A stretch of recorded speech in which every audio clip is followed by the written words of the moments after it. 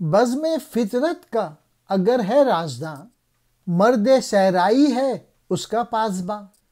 سادگی اس کی عیار زشت و خوب، وہ جو ابھرے لاکھوں انجم ہوں غروب۔ چھوڑ کر دشت و در و کوہ و دمن، اپنے دشت ذات میں ہو خیمہ زن۔ باد صحرا سے بھی ہو جا تندتر، ناقہ میدان وفا میں تیز کر۔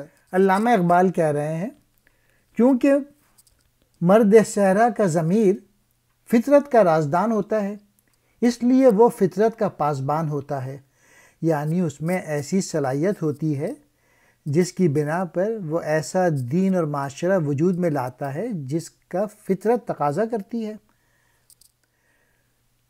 وہ مرد صحرا سادہ ہوتا ہے اور اس کی طبیعت اچھے برے کو پرکھنے کی صلاحیت رکھتی ہے۔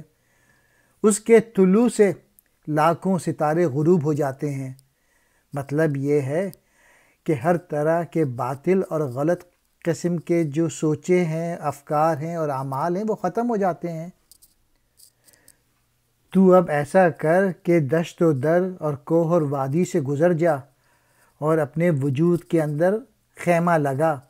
مطلب یہ ہے کہ خارج کی دنیا سے توجہ ہٹا کر اپنے من میں ڈوب جا، اپنی خودی کو پہچان اور یوں غفلت و کوتاہی سے نکل، پھر وہی حضور اکرم صلی اللہ علیہ وآلہ وسلم کا دور لانے کی کوشش کر، تاکہ نہ صرف تو بلکہ دوسری قومیں بھی اس عظیم ماحول سے فائدہ اٹھا سکیں۔ طبیعت میں بیاباں کی ہوا سے تیزی پیدا کر کے اونٹنی کو میدان اسٹرگل میں لے کے آ۔